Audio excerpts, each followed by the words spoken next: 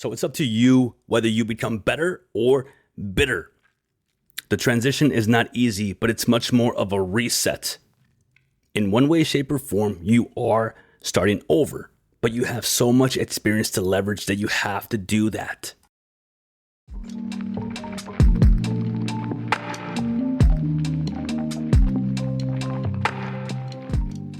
Welcome to the VetRise Podcast. I'm your host, Juan Perez.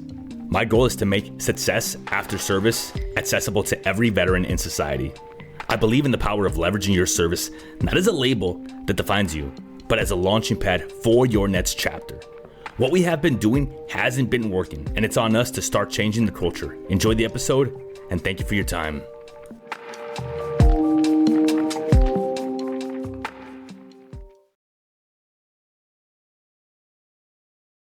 For the first 5 years of my transition out of the military, I did not even realize just how jacked up things were for me. So I don't necessarily believe that people change just by time passing by. I think that change has to be intentional. I think that when you make the decision, when you commit to understanding that you're not where you want to be, and when you decide that you want more from life, when you decide that you want to see what else is out there, you want to see what's possible in life, you want to see if you can do more than what you're doing now, and you are unhappy with not necessarily your circumstances, not necessarily where you are at in life, but the way that you treat people, the way that you treat yourself, the way that you are as a human being, the characteristics, the flaws, the things about you.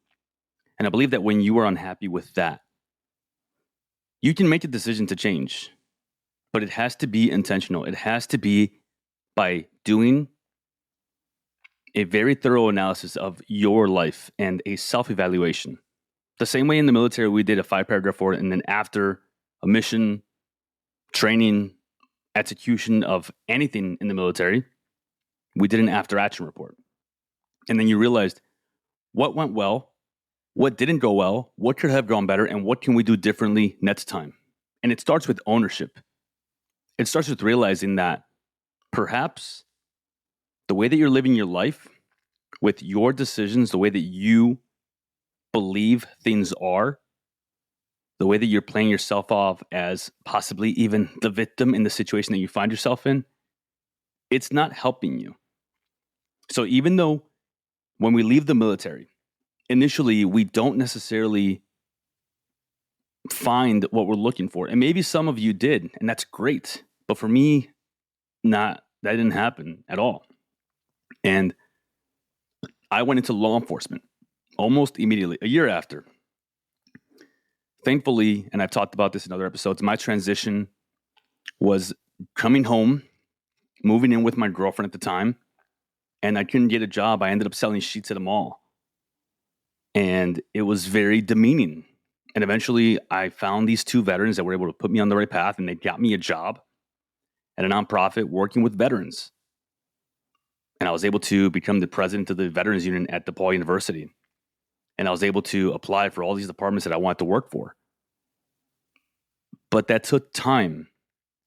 And I've come to realize that me going into law enforcement actually delayed my healing, because I kept a lot of the attributes about the military that weren't serving me, because they still served me as a law enforcement officer, as a cop. I've since been able to change a lot of who I am, and it's because I've been intentional about it. It's not just, I am unhappy with where I'm at, I need to change my circumstances. Everything needs to change. The way that you wake up, the way that you see yourself, the way that you talk to yourself, what you believe about yourself. Because if you keep telling yourself that things will get better with time, time is linear, which means that nothing will change with time unless you actively do something about it. Unless you decide that you are going to make a change in your life. It starts with you. Everybody has heard the cliche that whatever change you want to see in the world, make it happen for you first. And it's true. It's true. Because whatever change you want to see in your life, it has to start with you making that change in yourself. If you keep thinking that the world hates you and you're bitter and you're angry and you don't fit into society and you don't fit in and all you want to do is just go back in, it's because of the things that you're doing or not doing. It's because you failed to acclimate to the new culture that you're in. I've said this before. Veterans don't come back into society. We were never a part of society. We joined when we were 18. We didn't know anything then. I didn't. And then we leave and we make best friends. We make lifelong connections.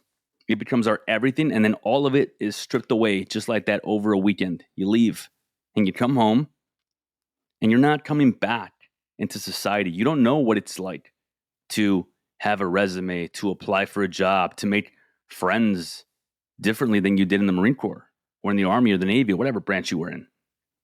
You don't know what it's like because you've never participated in life that way. You were in the culture of the military is very different, and you know that. So failing to come home and acclimate properly by being intentional, by dropping the ego, by understanding that you need to be humble and you have to learn and absorb as much as you can, and not letting your mentality be the thing that holds you back because you tell yourself that you deserve this or you deserve that or you should have it easier or people should understand you. When we come back with the attitude of feeling like everything should be easy for us because we are veterans and we are very capable, absolutely we are. But we have to be capable in adapting, in improvising, adapting, and overcoming whatever situation comes our way. It's not about coming home and things just being easy for us because we decided to get out. We decided that the military was no longer right for us. Now, whether you stayed for 4 years, 6 years, 10 years, or even 20 years, you're coming home. This is home. The military was not home. The military was a chapter of your life, and you have to leave it there. Take the friendships, the skills, the things you learned, take them with you. Don't forget those, but leave the negative baggage behind. The things that held you back, the things that you didn't like about being in the military, the things that you didn't like about yourself when you were in the military, leave them behind. They don't serve you. So in the first 5 years of me getting out, I didn't leave any of that behind. I kept it with me, and it negatively affected me. Before I knew it, I was drinking every night. I was 40 pounds overweight. I lost all my friends. I was doing great at work. Why? Well, because the negative attitude and the egotistical self and the cockiness, it served me. Because I was a very hard charger, if you will. But my personal life suffered. I went through a divorce because I married the first girl that showed me any love when I left the military. And it wasn't her fault. It was completely mine. Because I thought that this is what I have to do. And even though we weren't compatible in a lot of different ways, I felt like, well, this is what I have to do. I can't quit. I am a service member, a veteran. I don't quit. I don't fail. See, I related failing to not leaving a situation that shouldn't have even been in the first place.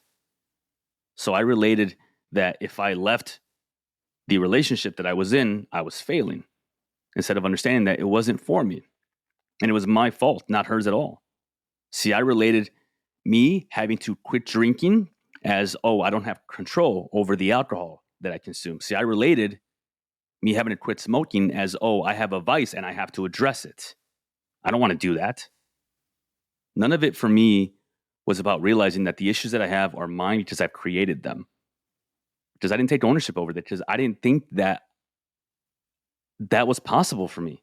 How is it that I could come back from Afghanistan, go to sniper school, become a scout sniper, lead a sniper team, become the chief scout as I was leaving the platoon, go into a private security job, which I did for a few months, and then come home to Chicago and feel like I was failing? It was just impossible for me to accept that because it didn't make any sense. It doesn't have to make sense. It's just what happens because you're coming into a culture that is very different from you. I personally believe that it's a lot like moving to a new country. You have to understand the new language. You have to understand the customs and courtesies. You have to understand that people are different. People are going to see you differently. And unless you can fit in by truly leveraging the skills of adaptability that you have, that you brought with you, what do you think is going to happen? It's going to be very hard to make the adjustments that you need to make. After the first 5 years, I started doing a lot of self-reflection. I started realizing that I have issues. I started realizing that if I want to change my circumstances, I need to change the way that I live my life on a day-to-day basis.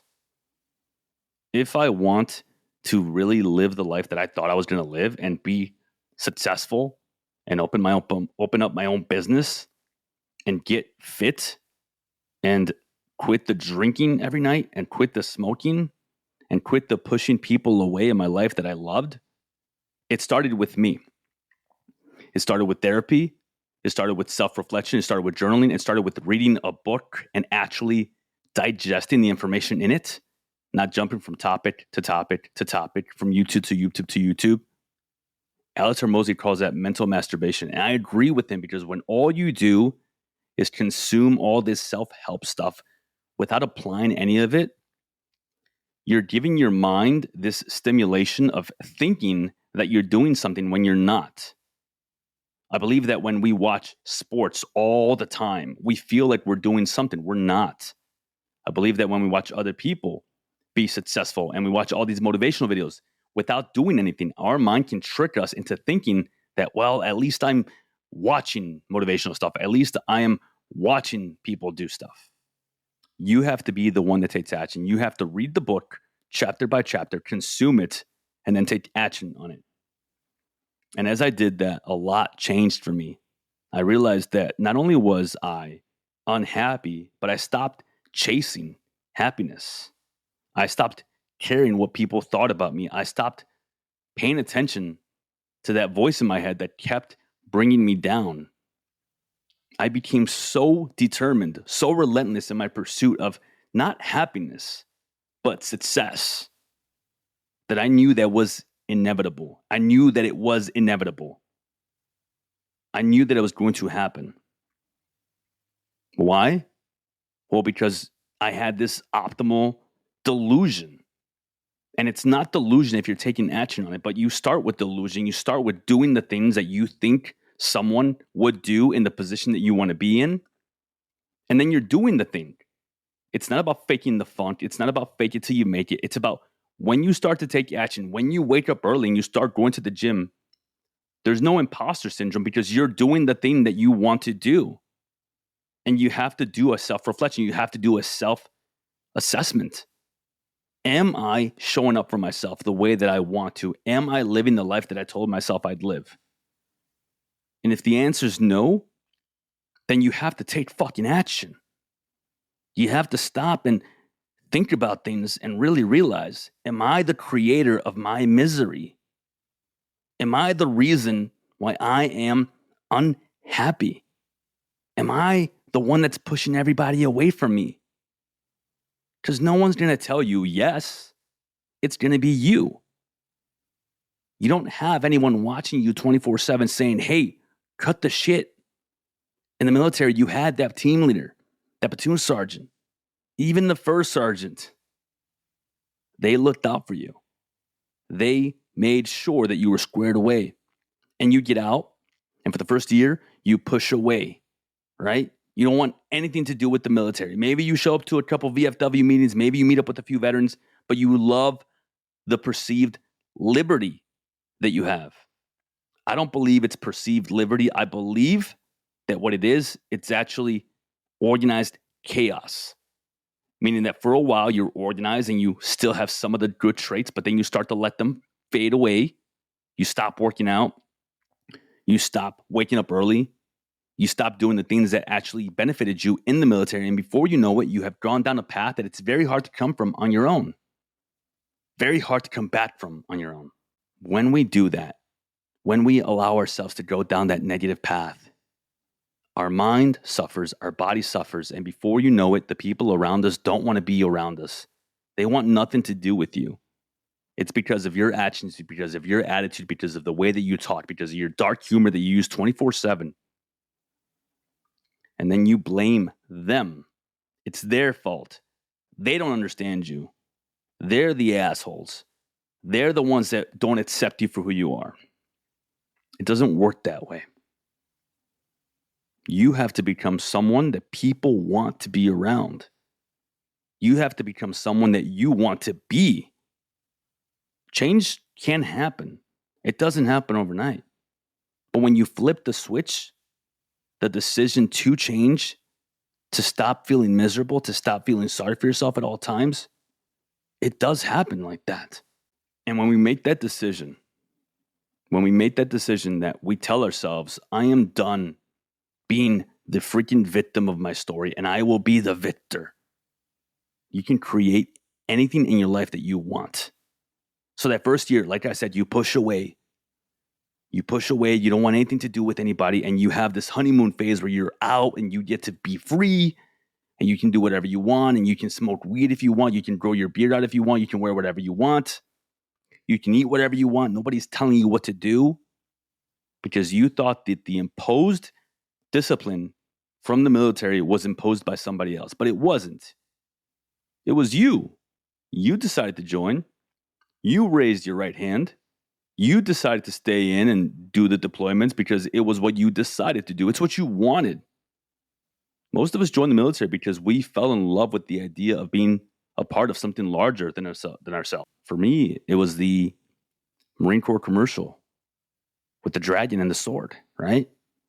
Everybody wants to be the hero when they're young. Everybody wants the glory.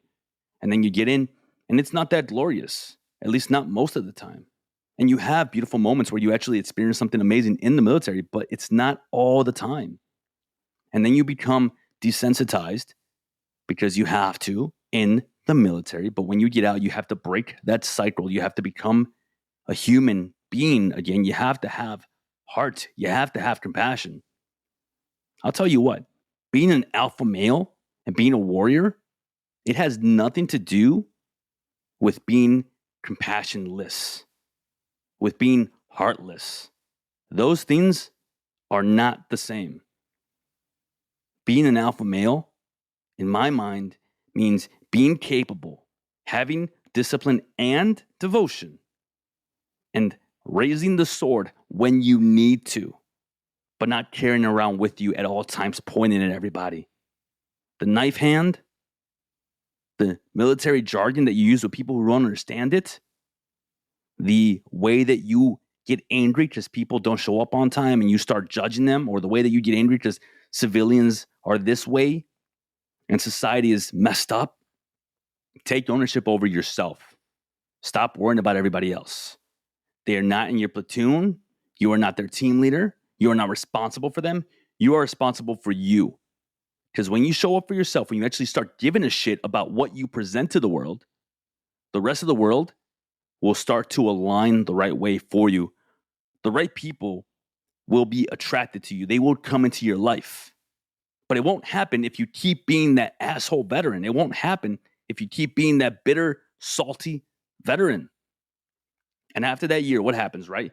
We miss the military. We start wearing all these 511 shirts and we start wearing all these cargo pants and all these military hats. And that's fine. I have my own military stuff that I love to wear because it's a memory, right? But when people wear that 24/7 and all they do is hang around with veterans and all they do is go on Facebook and just talk shit on social media in the private Facebook groups, that negatively affects the veteran culture. Because when people continue to perpetuate that mindset, it is toxic. And other veterans will soak that in and it will become part of who they are, even if they've been out for a year or less or even more. And then no veteran believes that, oh, well, I guess I can get help or I can speak up or I can be a little bit vulnerable or I can share that I'm going through something or I can share that I feel lost. I can't share that because if I do, I will be ridiculed because nobody else does it. And I have to be this veteran that has it all together. That's not the way life is. You get it together by understanding that you don't have it together. You can put pieces together and start building your life brick by taking the daily actions, by changing the way that you talk to yourself, by getting up, getting out of bed with intention, throwing the shoes on, going for a run, working out, eating the right foods, sleeping the right way, being around the right people, not talking negatively to yourself, And before you know it, you will become the best version of yourself. And by the way, that best version of yourself will continue to change. You are always chasing it because you should always be evolving. The journey is never ending. Self-help never stops. And when you start going down the journey of self-development, other people will be inspired by you. Whether you know it or not, they are watching. Whether you realize it or not, you inspire other people. In the same way that you can inspire your peers, your friends, your family, society, you can also let them down because they expect something from you. You went to war or you were in the military. You did something that a lot of people wish they would have done, and a lot of them didn't. So you come home and they expect you to be this way. And it's not about living up to their standards. No, it's about the fact that they have admiration for you. They appreciate your service because they didn't do it. And when you treat them with disrespect because you think you can talk to them the way they used to talk to the boys back in the freaking barracks, they're going to start to lose some of that respect for you. And before you know it, like I said, they don't want to be around you. And instead of you realizing that, well, the reason why they don't want to be around me is because of me, you tell yourself, well, they don't want to be around me because they're freaking weak, soft, nasty civilians. And you reason it in your mind, so therefore you don't have to take ownership over it. But when you take ownership over it, when you realize like, okay, I'm not the person that people want to be around. It's me. What can I change? What can I do? What has to happen for me to become a better version of myself and be on that journey? You can start taking action. And the self-development journey doesn't end. So if you've been out and your first 5 years have not been what they should have been, in your opinion, that means that if you take ownership today, your next 5 years can be that much better. You can change the trajectory of your life just by making the decision that you're in charge, that you get to tell yourself what type of attitude you have. You get to tell yourself, what do you do with your day? And when you fail, it's only failure if you don't get back up, if you allow that to be the thing that destroys you. But you've been through harder shit. You've done more stuff in the military. So why would you allow the small circumstances that used to not bother you all of a sudden be the thing that destroys you? Think about that for a moment. When you were in, let's just say that you got back from Iraq or Afghanistan or a deployment on the MEU or Okinawa or wherever you went, and you came back. Do you remember how much you appreciated life here? Running water, thermostats, friends, food? All of that had this renewed value for you. And we forget what it feels like because we take it for what? We take it for granted. Life is beautiful. There's no reason to be bitter. People are bitter because they don't want to be better. They don't want to work on themselves. They want to feel like it's everybody else's fault. It's society's fault. Because if they let go of that bitterness, they have to look themselves in the mirror because it comes from inside.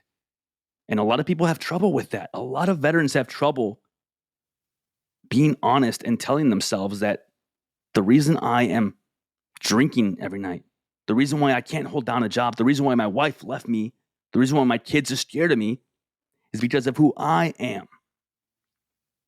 Look around. If everybody is looking at you differently, you're likely the problem. But guess what? When you take ownership over that, when you tell yourself, I am not who I want to be, you can start making different decisions on a day-to-day basis to become the person that you want to be. That's where it starts, with acknowledgement. Acknowledging that things are not where you want them to be. And when you do that, it doesn't have to take you 5 years. It doesn't even have to take you 1 year. You can start working on that immediately. Whether you've been out for a year, whether you're not even out, you can take the information that you're hearing here and in other places, and you can start doing something with it. Don't allow your past to be the thing that keeps you stuck. Don't allow your mindset to be the thing that keeps you from moving forward. Become better, not just bitter.